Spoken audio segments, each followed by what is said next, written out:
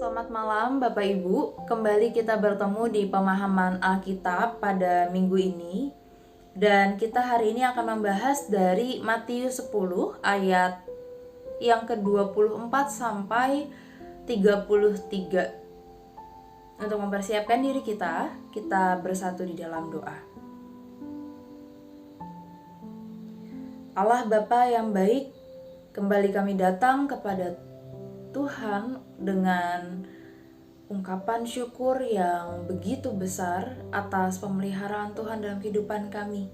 Sekalipun kami tidak dapat bertatap muka untuk menjalani PA bersama-sama, namun kami yakin Roh Kudus yang sama akan melingkupi kami, akan memberikan kami hikmat untuk kami dapat mengerti bagaimana kehendak Tuhan di dalam hidup kami.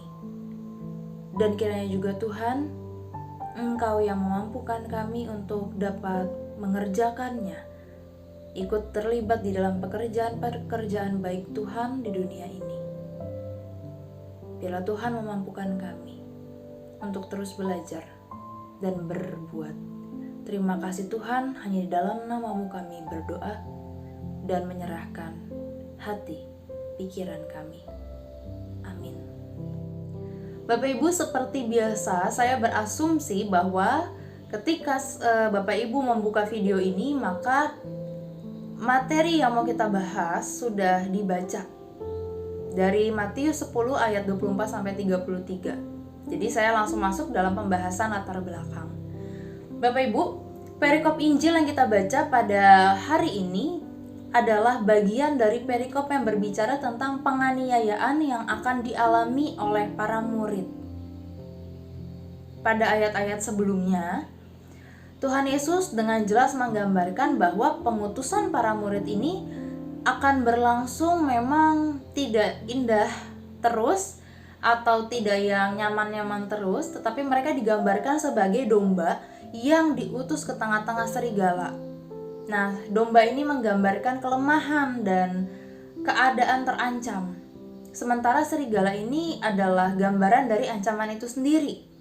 Sehingga dalam menghadapi situasi yang seperti itu, para murid ini harus punya kecerdikan untuk menghadapi kelicikan. Dan juga harus tetap memelihara ketulusan untuk berada di tengah-tengah kebusukan. Di tengah ancaman, mereka bukan harus menjadi domba yang pasif atau jadi domba yang justru apatis dengan keadaan sekitar, tetapi mereka harus menjadi domba yang cerdik sekaligus berani, supaya mereka tetap bisa bertahan di tengah kondisi-kondisi yang ke depan akan mereka rasakan. Bapak Ibu, memang sekilas kalau kita baca perikop ini sepertinya isinya seperti kumpulan penganiayaan, kumpulan-kumpulan kisah-kisah yang menakutkan, gambaran-gambaran yang ada seperti membuat setiap orang yang membaca itu merasa aduh berat ya gitu. Tetapi sebetulnya perikop ini ingin memberikan kekuatan. Jadi pesan utama dari perikop ini sebetulnya bukan di penganiayaan itu atau di ancaman itu, tetapi penguatan yang Tuhan Yesus berikan kepada para murid ketika mereka harus menjalani masa-masa yang tidak nyaman untuk memberitakan kabar tentang Kristus. Saya tidak akan membahas ayat per ayat, tetapi saya akan memberikan beberapa poin dari ayat-ayat yang menarik yang akan saya bahas. Jadi kalau misalnya ayat-ayat yang menarik ini, poin-poin penting ini kita pahami, maka kita akan mendapat gambaran yang jelas dan pesan yang jelas dari perikop Matius 10 ini. Pertama, saya akan bicara tentang Beelzebul. Mungkin Bapak Ibu ada yang udah pernah mendengar Beelzebul atau sama sekali belum pernah dengar, ini ada di ayat 25 dalam perikop kita. Apa itu Beelzebul? Sebenarnya Beelzebul ini sendiri adalah bahasa Ibrani.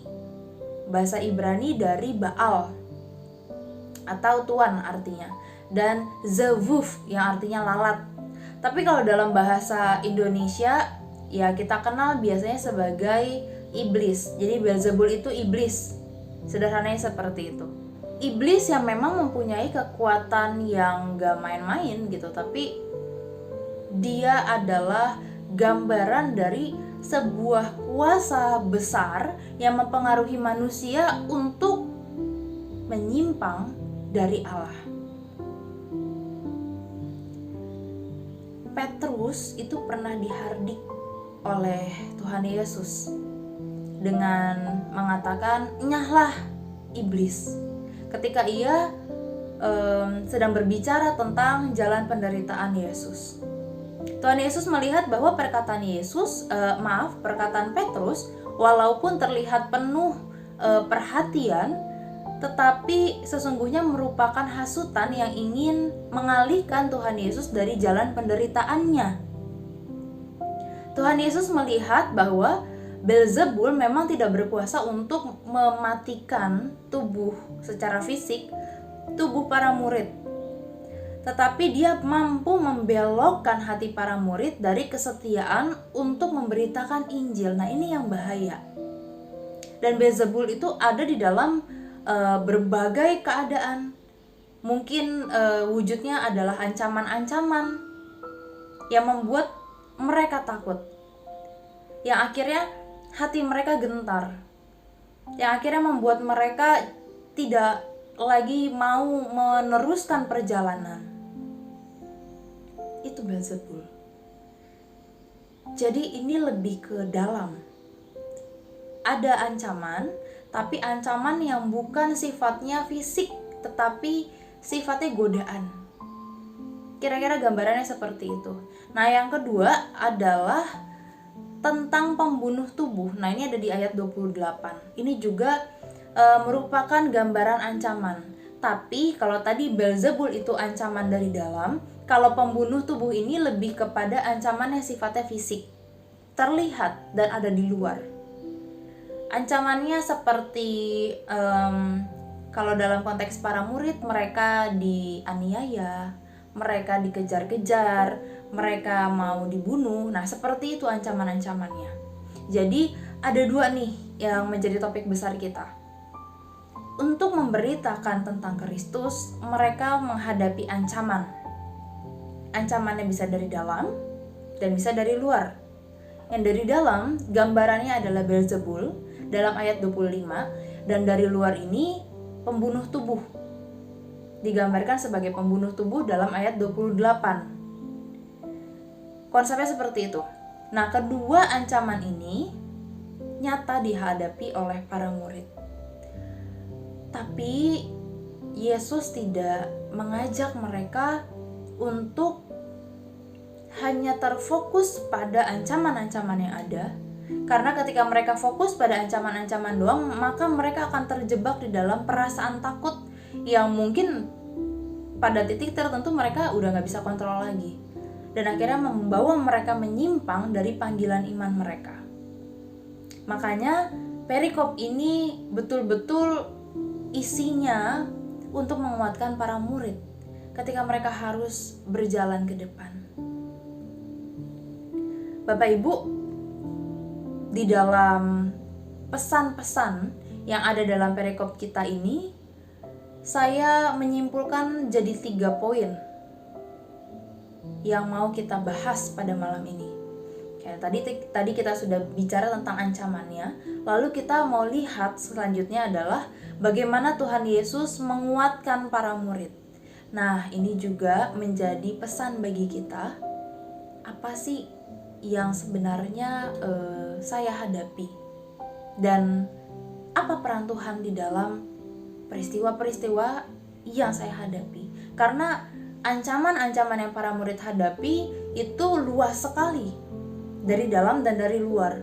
Dan saya yakin kita semua pada masa ini juga mengalami hal yang sama, walaupun dalam bentuk yang berbeda. Tapi Beelzebul itu, pembunuh tubuh itu masih tetap eksis, masih tetap ada, dan menjadi realitas kita juga. Oleh karena itu kita mau mencoba mendalami apa yang sebenarnya Tuhan Yesus mau tanamkan di dalam para murid, dalam pemikiran para murid, supaya kemudian mereka dalam menyampaikan kebenaran punya dasar yang kuat. Begitu juga dengan kita. Jadi yang pertama, penganiayaan yang para murid alami adalah karena mereka pengikut Kristus. Kita pahami itu ya. Penganiayaan yang mereka alami karena mereka adalah pengikut Kristus. Kalau mereka bukan pengikut Kristus, mungkin cerita kehidupan mereka berbeda. Untuk itu, mereka diajak agar melihat penderitaan, penganiayaan yang mereka alami ini bukan sebagai hukuman, tetapi sebagai jalan untuk pemberitaan tentang Kristus itu dapat sampai kepada dunia. Mereka diajak tentu untuk tidak takut, untuk tidak gentar. Tapi sebelumnya mereka harus sadar dulu, harus paham dulu bahwa penganiayaan, penderitaan yang mereka alami ini adalah bagian dari ekspresi iman mereka seharusnya.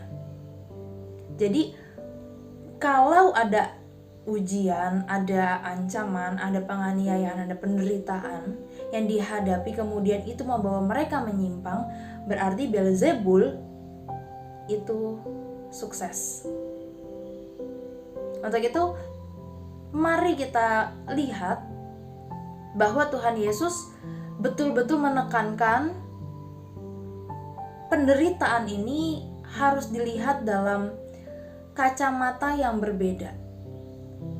Kita melihat penderitaan sebagai jalan untuk mempersaksikan Kristus.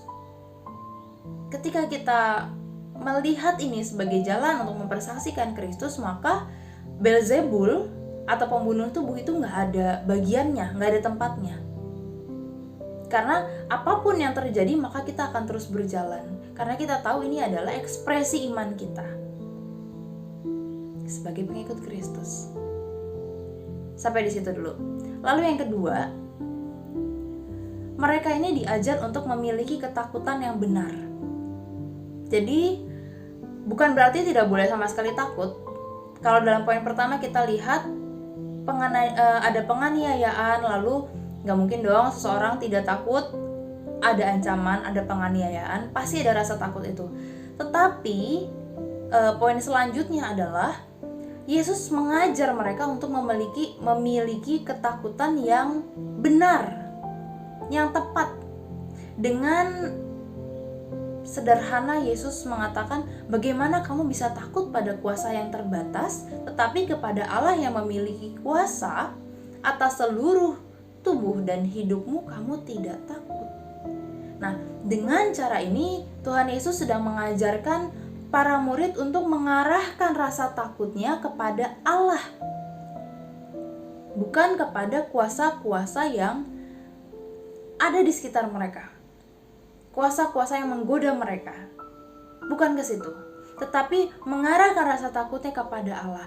Kuasa-kuasa itu hanya memiliki kekuatan yang terbatas, tetapi Allah adalah Allah yang tidak terbatas.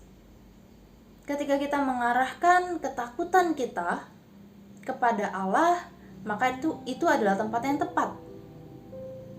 Tetapi ketika ketakutan ini kita arahkan kepada hal-hal yang di luar Allah, maka ini adalah keliru. Ketakutannya pun berbeda.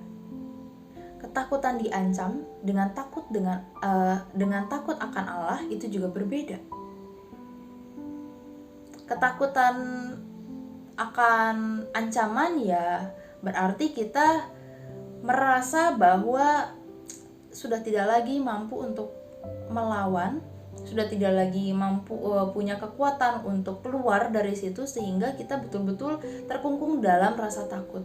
Sementara takut yang kita arahkan kepada Allah ini bicara tentang sebuah sikap iman. Sikap iman ketika saya mau berkomitmen untuk ikut dengan Kristus, saya berkomitmen untuk memberitakan kebenaran Kristus, maka saya akan lakukan. Karena saya takut akan Allah.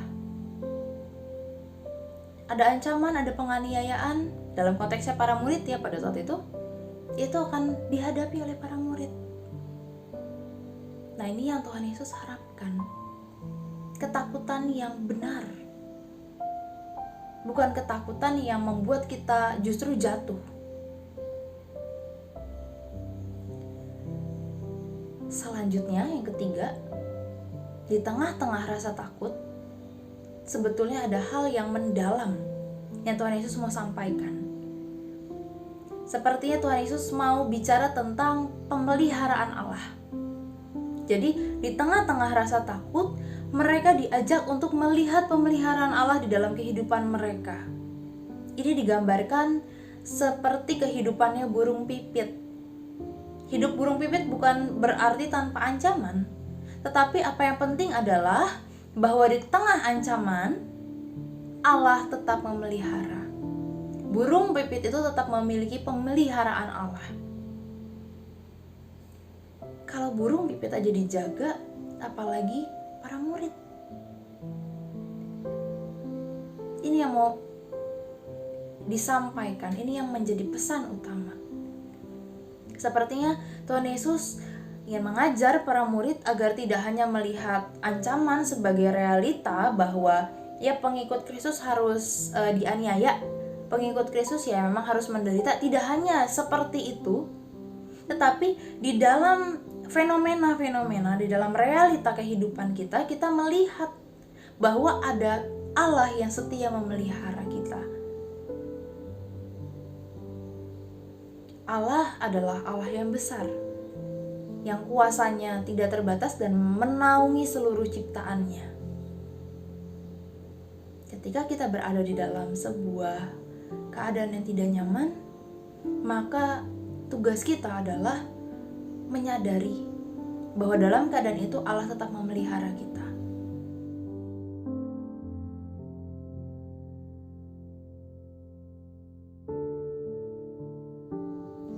Bapak Ibu, untuk menyatakan kebenaran memang sulit, gak mudah. Beelzebul, pembunuh tubuh, itu tetap akan mengintai kita dengan bentuk-bentuk yang berbeda. Kadang kita terjebak mengatakan kebenaran atau menyatakan kebenaran.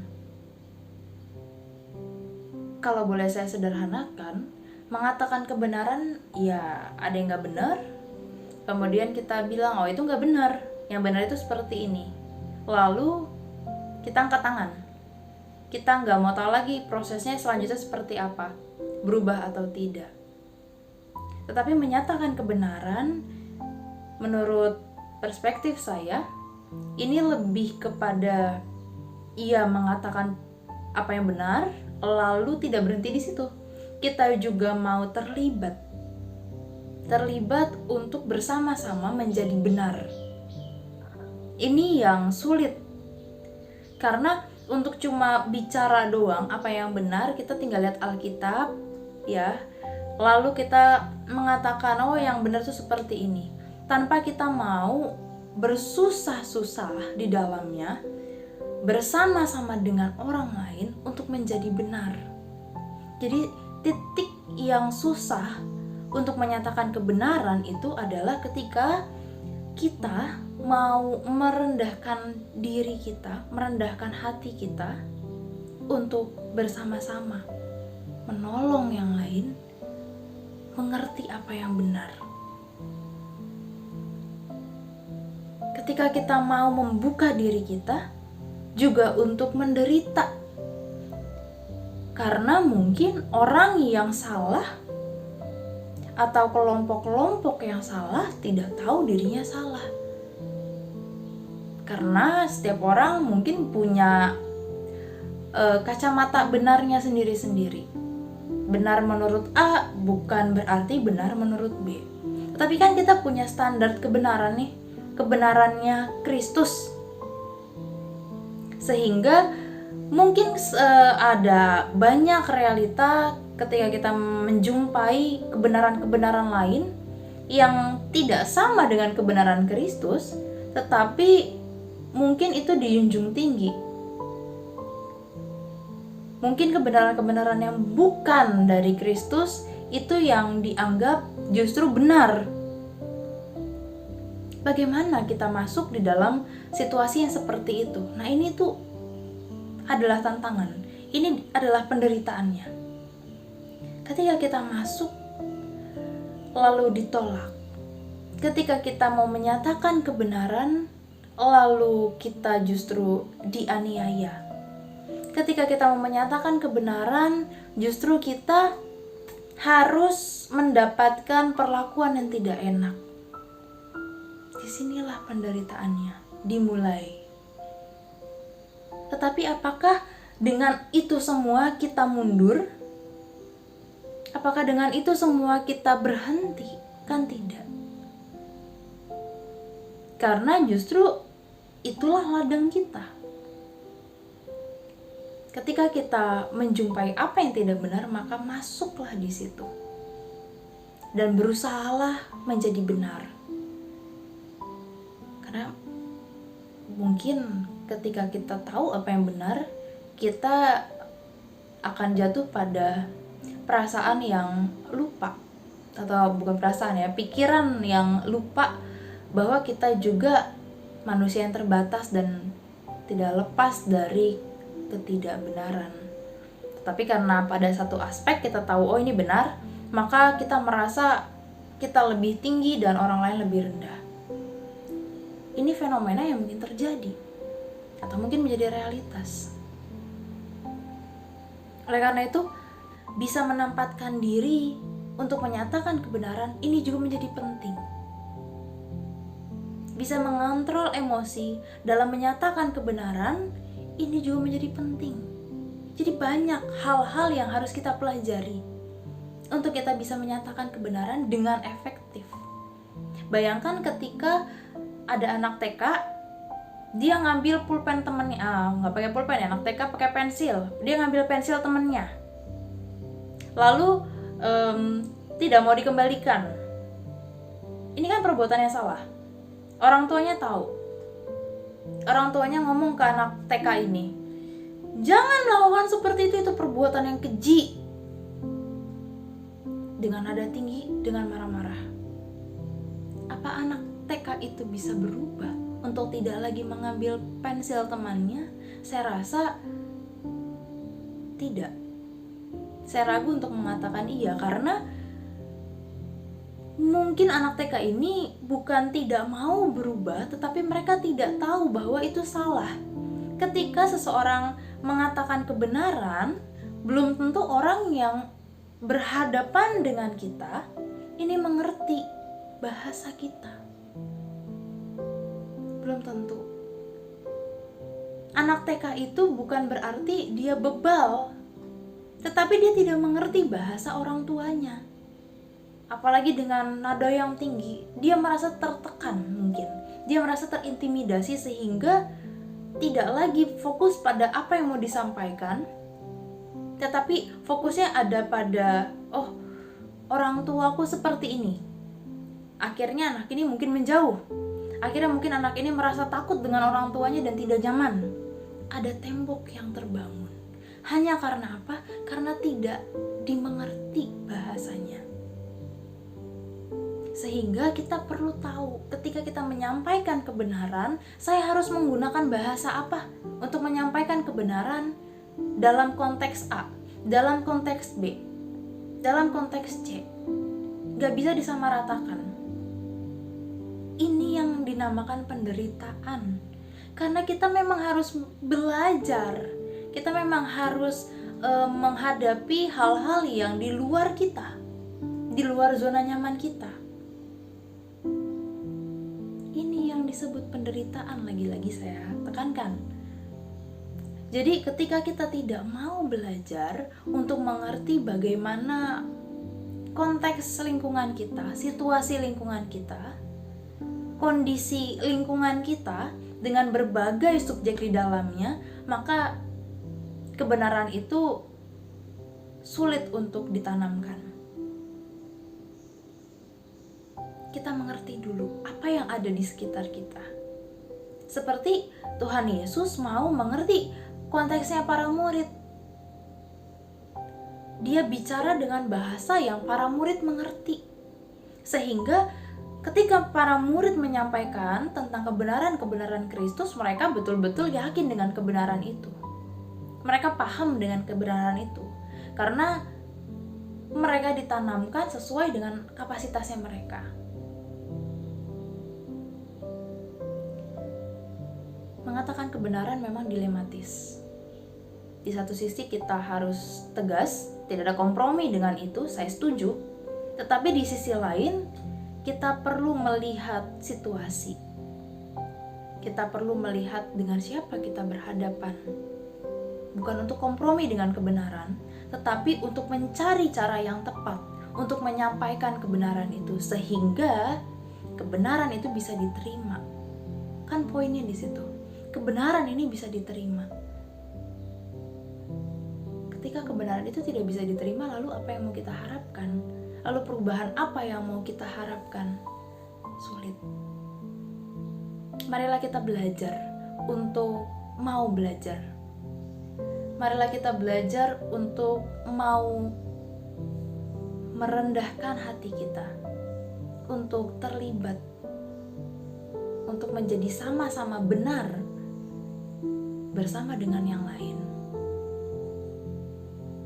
Marilah kita belajar meneladan Yesus, melihat bagaimana hidup para murid.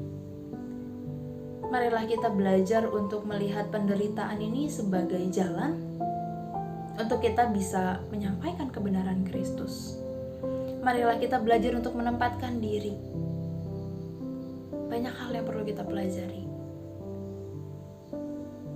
Dan pada titik ini seharusnya kita merasa bahwa mengatakan apa yang benar aja ini gak cukup.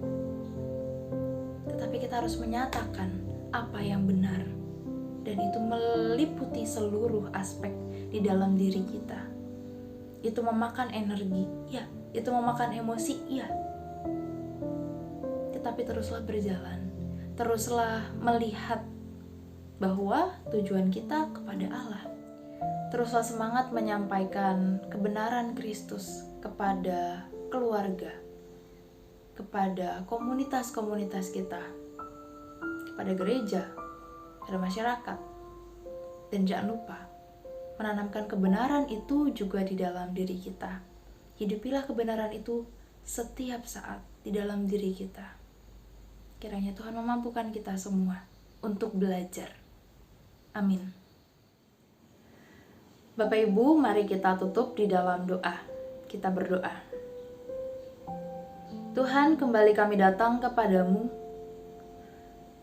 Kami membawa seluruh keberadaan diri kami yang terbatas ini. Namun kami rindu untuk terus belajar.